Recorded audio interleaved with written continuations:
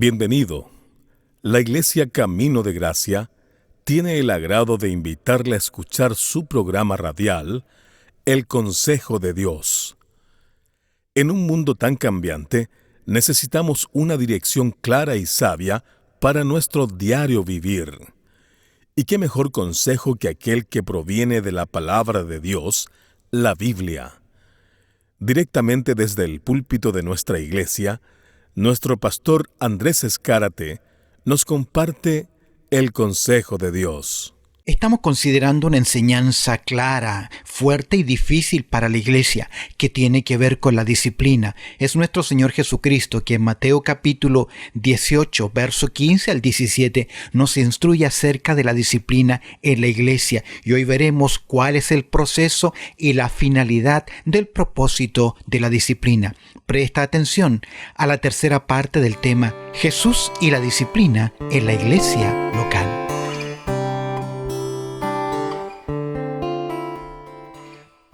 ¿Por qué esa reprensión pública? Para que los demás, ¿qué dice el texto? Para que los demás también teman, para que se den cuenta que no pueden seguir. ¿Cuál es la razón por la cual muchas veces hacemos las cosas? Si los demás lo hacen, ¿por qué yo no? En carretera, si dice 60, vamos a 80, ¿por qué? Porque todos van a 80. Me incluyo en esto, porque esa es nuestra filosofía de vida. Y si alguien lo hizo y no ocurrió nada en la iglesia, se dice, a mí tampoco me van a decir nada. Pero si comenzamos en obediencia, a obedecer la palabra de Dios, no tener una junta militar y determinar castigar a medio mundo, error. Pero para que los demás también teman. Ahora, el no juzgar el pecado en la iglesia es una invitación a que otros lleven la misma vida de desenfreno. No podemos usar, escúchame bien, el pretexto de decir, no lo hacemos porque les amamos demasiado. En Hebreos capítulo 12, verso 6, la palabra dice así, porque el Señor al que ama, disciplina. Es decir, no se separan las dos acciones. De hecho, cuando estudiamos el libro de Proverbios, se nos enseña el padre que ama a su hijo de temprano que lo disciplina. Y el texto es a temprana edad, no a la mañana. A temprana edad en su vida. La iglesia tiene una solemne responsabilidad de refrenar el pecado por medio de la acción de la disciplina, escúcheme bien, bíblica, en su tiempo, adecuada. Porque debe ser bíblica, debe ser adecuada, debe ser en obediencia a la palabra de Dios. Porque cuando es caprichosa, cuando es carnal, jamás producirá los resultados que Dios espera que se produzcan en su pueblo. La iglesia tiene una solemne responsabilidad de refrenar el pecado por medio de la disciplina adecuada. Si nosotros no lo hacemos, el Señor se va a encargar. Abre tu Biblia, por favor, en 1 Corintios.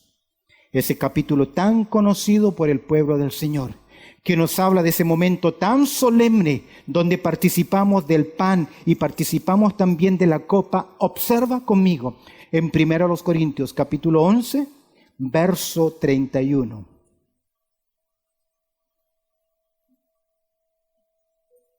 Voy a mirar desde el verso 30. 1 Corintios capítulo 11, observa el verso 30.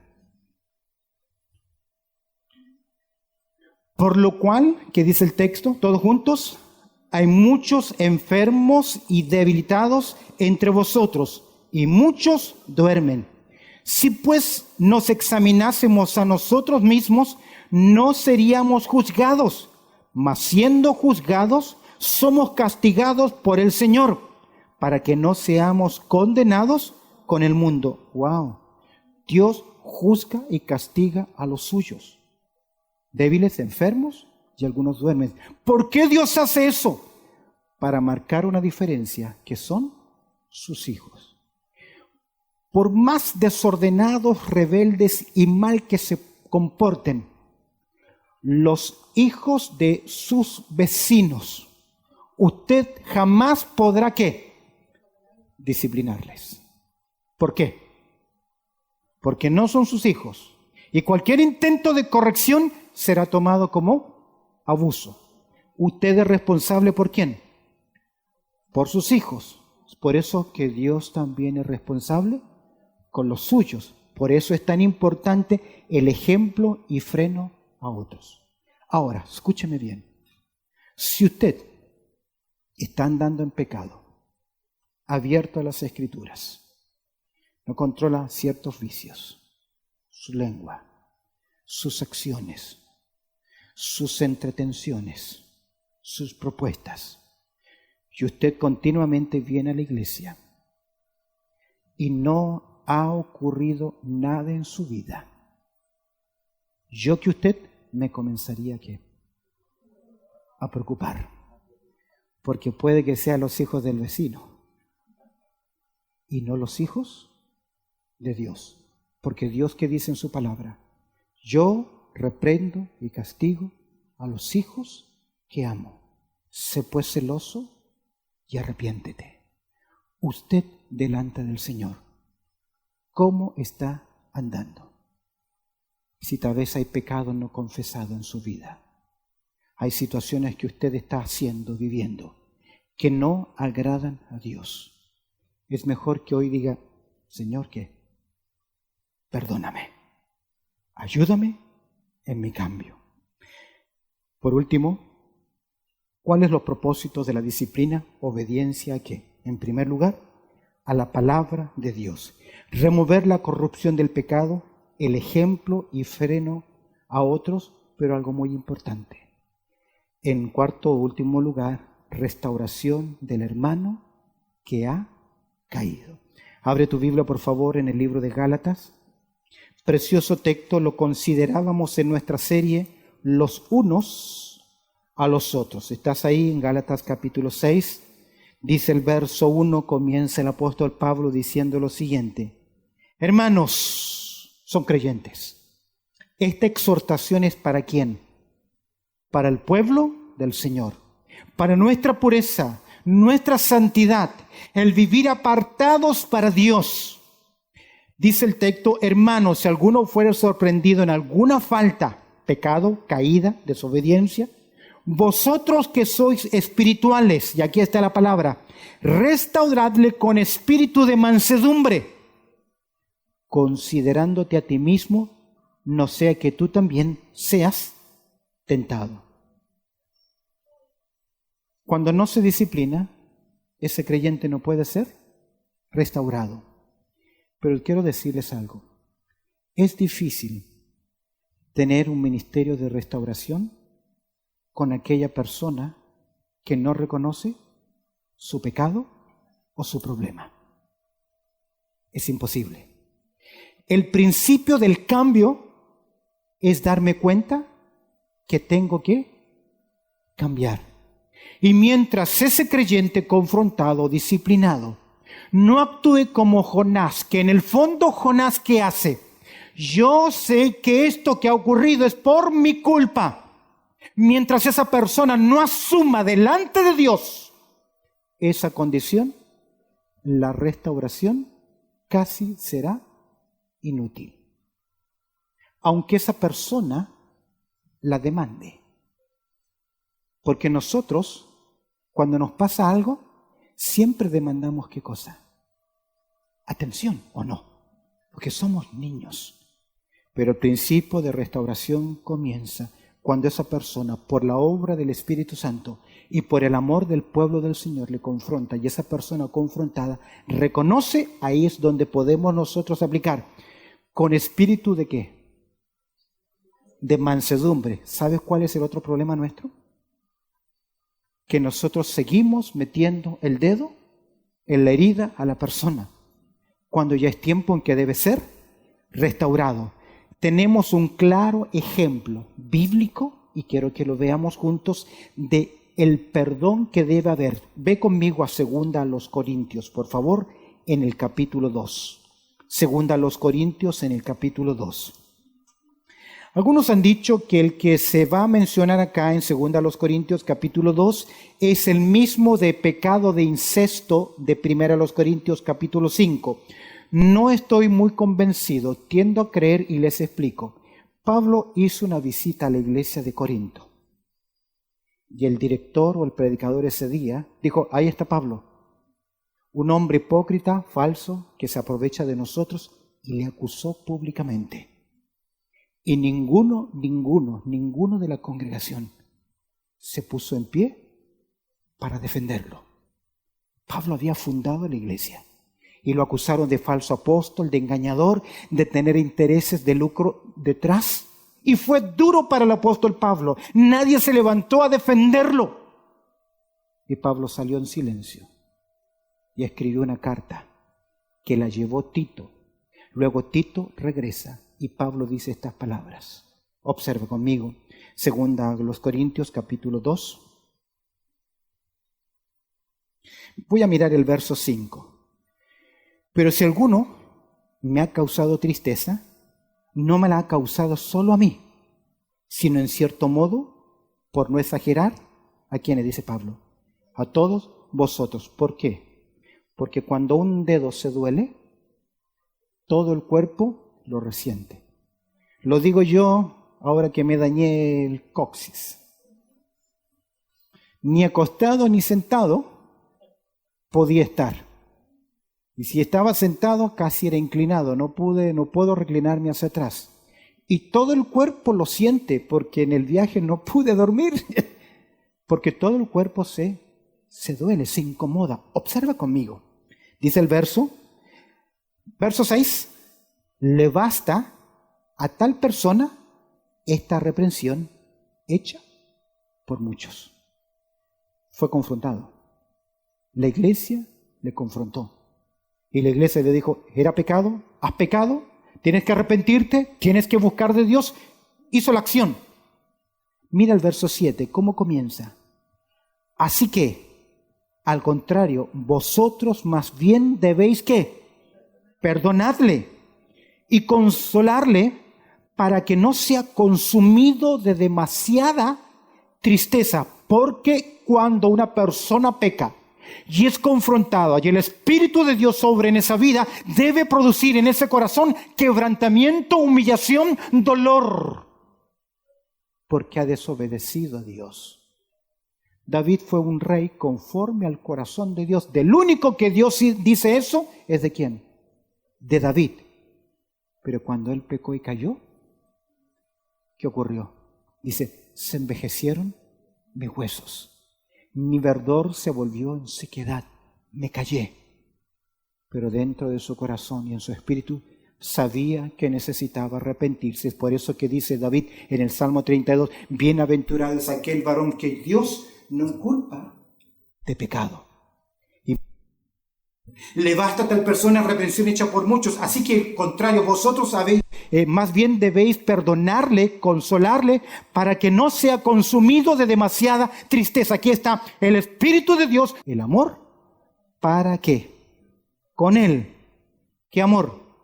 El perdonar, el restaurarle. Porque también para este fin os escribí, para tener la prueba si vosotros sois obedientes en todo. Y al que vosotros perdonáis, ¿qué dice Pablo? Yo también, porque también yo lo he perdonado. Así algo he perdonado, por vosotros lo he hecho en presencia de Cristo, para que Satanás no gane ventaja alguna sobre nosotros, pues no ignoramos sus maquinaciones. Vamos a detenernos acá. El propósito de la disciplina. Lo hacemos por obediencia, aunque no nos guste. Lo hacemos porque el pecado tiene que ser confrontado y tiene que ser removido. Debe servir para ejemplo a otros creyentes, pero debemos estar unidos ¿en qué cosa? En restaurar al hermano caído. ¿Y qué es restaurar? Hay algunos que caerán y que jamás volverán a la misma posición que tuvieron antes. pero eso no significa que no son hijos de Dios. Eso no significa que Dios no los puede utilizar. ¿Sabe por qué? Porque Dios a cada uno de nosotros nos ha dado un don, por lo menos un don. Y mientras ese creyente ande en obediencia delante de Dios, Dios utiliza a ese hombre. ¿Sabes por qué? Porque el misterio descansa en vasos de barro. Y si Dios pudo utilizar una vara torcida a un asno, ¿no nos utilizará también a nosotros? Pero Dios espera de su pueblo, ¿qué cosa? Que debemos vivir en santidad. Amén. Quiero invitarles a inclinar sus cabezas y cerrar sus ojos, por favor. Por un momento, cabezas inclinadas y ojos cerrados. Y la pregunta es, ¿cómo está tu vida delante de Dios? ¿Cómo está tu corazón delante de Dios? ¿Cómo estás andando? ¿Hay pecado oculto? ¿Cosas que no se han confesado? Que solo tú y Dios conoces. ¿No crees que Dios hoy ha hablado tu vida? Y es momento que digamos, Señor, perdóname, porque quiero vivir en santidad para tu gloria. Tal vez tienes que decirle a Dios, muéstrame lo que yo no estoy viendo. Pregúntele hoy al Señor, en el silencio de su corazón, ¿hay algo que tiene que corregir? Dígale, Señor, muéstrame lo que yo no estoy viendo, porque quiero que tu pueblo viva en santidad. No hay otro lugar de salvación que no sea en Cristo Jesús, y nadie que pertenezca al pueblo de Dios puede entrar a la ciudad celestial. Es por eso que Jesús nos dice, venid a mí como estás, trabajado y cargado, que yo os haré descansar. Si tú nunca antes has tomado este paso de fe, de recibir a Cristo como tu Salvador personal, hoy puedes tomar esa decisión y marcar el destino de tu alma. Dile a Jesús así, Jesús, reconozco que soy un pecador y que he vivido lejos de ti, pero hoy, en un acto de fe, abro la puerta de mi corazón y te recibo, Jesús, como mi Salvador personal. Perdóname y ayúdame a seguir tus enseñanzas. Amén. Si has tomado este paso de fe de acuerdo a las Escrituras y por la fe que tú has depositado en Cristo Jesús, eres un hijo de Dios, una nueva semilla que necesita ser plantada en una iglesia local para que crezca para la gloria de Dios. Las puertas de nuestra iglesia están abiertas. Recuerda, 10 de la mañana comienza nuestro servicio dominical. De igual forma nos puedes seguir a través de las redes sociales. Queremos conocerte y ayudarte en tu nueva vida en Cristo. Dios te bendiga. Gracias por haber estado junto a nosotros en este su programa radial, El Consejo de Dios. Si este programa ha sido de bendición en tu vida espiritual, te animo a que te suscribas a nuestro canal en YouTube. Búscanos como ICDG Radio, para que puedas seguir creciendo en el consejo de la palabra de Dios. Así que ya lo sabes, sigue nuestra programación diaria en nuestro canal de YouTube. Búscanos ahí como ICDG Radio. De igual forma, si quieres ver nuestras predicaciones, suscríbete a nuestro canal de YouTube ICDG Australia. ICDG Australia. También puedes acompañarnos en nuestros servicios en línea, nuestros servicios virtuales, que lo hacemos a través de Facebook. Si quieres estar junto a nosotros a través de los servicios en línea, búscanos como ICDG Hoxley Park en Facebook. Los miércoles a las 7 de la tarde y el día domingo 10 de la mañana en horario de Sydney, Australia. Suscríbete a nuestros canales, mantente informado. Para los que viven en Sydney, les animamos a que en algún momento visiten nuestra iglesia, que está ubicada en el número 22 al 38 de la Redmayne Road, 22 al 38 de la Redmayne Road. Esto es en el suburbio de Hoxley Park. Para mayor información, comunícate con nosotros al teléfono 0430 584 990. Repito, 0430 584 990. Dios te bendiga.